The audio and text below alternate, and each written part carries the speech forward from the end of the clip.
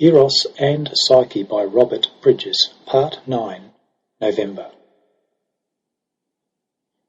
But Aphrodite to the house of Zeus being bound bade beckon out her milk-white steeds, 4 doves that ready to her royal use in golden cages stood and pecked the seeds, best of the nimble air's high-sailing folk, that wore with pride the marking of her yoke, and cooed in envy of her gentle needs.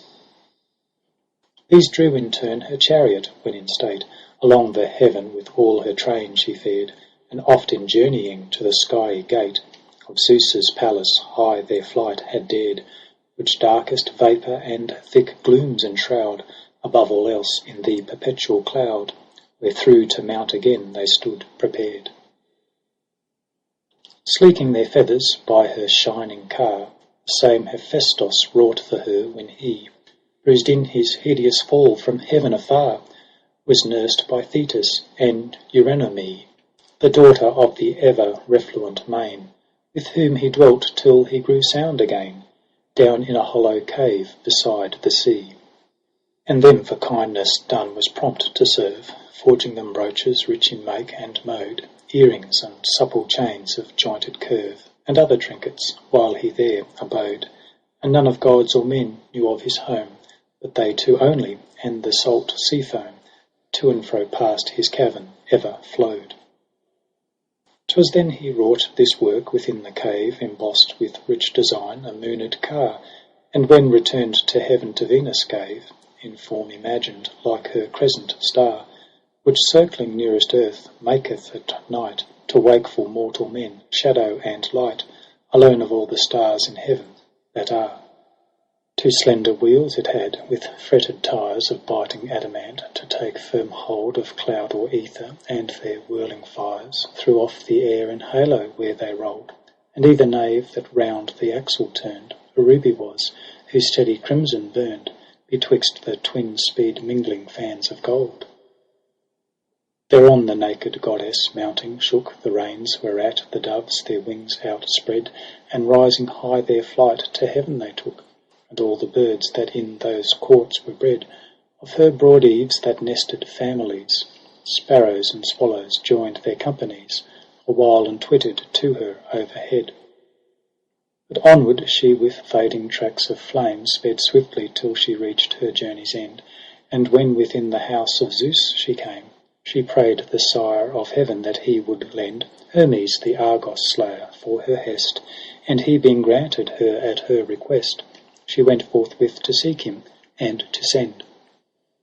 Who happed within the palace then to wait upon the almighty pleasure, and her tale was quickly told, and he made answer straight, that he would find the truant without fail, asking the goddess by what signs her slave might best be known, and what the price she gave for capture or admitted for the bail.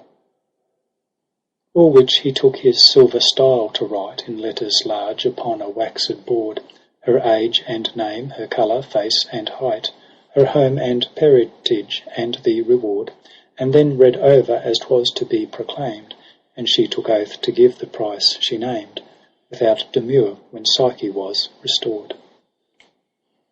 Then on his head he closely set his cap, with eared wings erect, and over his knee he crossed each foot in turn to prove the strap that bound his winged sandals, and shook free his chlamys, and got up, and in his hand, taking his fair white ribboned herald's wand, leapt forth on air, accoutred cap a pie, and piloting along the midday sky, held southward till the narrow map of Crete lay like a fleck in azure neath his eye, when down he came, and as an eagle fleet drops in some comb, then checks his headlong stoop, with wide-flung wing wheeling in level swoop, to strike the bleating quarry with his feet. Thus he alighted, and in every town in all the isle before the close of day had carried the message which he carried down of Psyche, Aphrodite's runaway. But whosoever found the same and caught, and by such time unto her temple brought, to him the goddess would this guerdon pay. 6 honeyed kisses from her rosy mouth would Cytherea give, and one beside to quench at heart for aye love's mortal drouth, and unto him that hid her woe betide, which now was on all tongues, and Psyche's name herself overheard, or ever nigh she came to Aphrodite's temple, where she hied. When since she found her way to heaven was safe, she only wished to make it soon and sure, nor feared to meet the goddess in her chafe, so she her self-surrender might secure, and not be given of other for the price.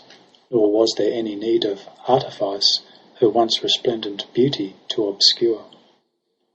For now so changed she was by heavy woe, that for the little likeness that she bore to her description, she was feared to go within the fane, and when she stood before the priestess, scarce could she with oath persuade that she was Psyche, the renowned maid, whom men had left the temple to adore. But when to Hermes she was shown and given, he took no doubt, but eager to be quit, and proud of speed, returned with her to heaven, and left her with the proclamation writ, hung at her neck, the board with letters large, at Aphrodite's gate with those in charge, and up whence first he came, made haste to flit. But hapless Psyche fell, for so it chanced, to moody Cynethea's care, the one of Aphrodite's train whom she advanced to try the work abandoned by her son, who by perpetual presence made ill end of good or bad, though she could both amend, and merit praise for work by her begun. But she to better thought her heart had shut, and proved she had a spite beyond compare, nor could the keenest taunts her anger glut, which she, when soured, was never wont to spare. And now she mocked at Psyche's shame and grief, as only she might do, and to her chief along the courtyard dragged her by the hair. Nor now was Aphrodite kinder grown, having her hated rival in her power. She laughed for joy, and in triumphant tone bade her a merry welcome to her bower. 'Tis fit indeed daughters-in-law should wait upon their mothers, but thou comest late. Psyche, I looked for thee before this hour. And yet, thus gave she rein to jeer and jibe, forgive me if I hold thee negligent, or if accustomed vanity ascribe an honour to myself that was not meant. Thy lover is it, who so dearly prized the pretty soul, then left her and despised. To him more like thy heavenward steps were bent.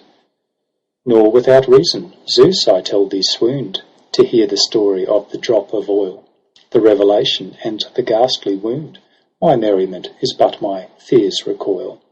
But if my son was unkind, thou shalt see how kind a goddess can his mother be, to bring thy tainted honour clear of soil. And so, to match her promise with her mirth, 2 of her ministers she called in ken, that work the melancholy of the earth. Merimna, that with care perplexes when the hearts of mortals have the gods forgot, and Lipe, that her sorrow spares them not, when mortals have forgot their fellow men. These like twin sharks that in a fair ship's wake swim constant, showing above the water blue their shearing fins and hasty ravin make of overthrow or offal, so these 2 on Aphrodite's passing follow hard, and now she offered to their gluts regard, sweet Psyche with command their wont to do. But in what secret chamber their foul task these soul tormentors plied, or what their skill, pity of tender nature may not ask, nor poet stain his rhyme with such an ill, but they at last themselves turned from their rack, weary of cruelty, and led her back, saying that further torture were to kill. Then when the goddess saw her, more she mocked. Art thou the woman of the earth, she said, that hast in sorceries mine Eros locked, and stood thyself for worship in my stead, looking that I should pity thee or care for what illicit offspring thou mayst bear, or let thee to that god my son be wed? I know thy trick, and thou art one of them who steal love's favour in the gentle way, wearing submission for a diadem, patience and suffering for thy rich array. Thou wilt be modest, kind, implicit so, to rest thy wily spirit out of show, that it may leap the livelier into play. Devout at doing nothing, if so be the grace become thee well, but active yet, above all others be there none to see thy business and thine eager face a sweat. Lo, I will prove thy talent, thou mayst live, and all that thou desirest will I give, if thou perform the task which I shall set." She took her then aside, and bade her heed a heap of grains piled high upon the floor, millet and mustard, hemp and poppy seed, and fern bloom's undistinguishable spore, all kinds of pulse, of grasses and of spice, clover and linseed, rape and corn and rice, dodder and sesame, and many more. "Sort me these seeds," she said. "It now is night. I will return at morning. If I find that thou hast separated all aright, each grain from other grain after its kind, and set them in unmingled heaps apart, then shall thy wish be granted to thine heart." Whereat she turned and closed the door behind. End of part 9. Recorded by Nathan at antipodeanwriter.wordpress.com.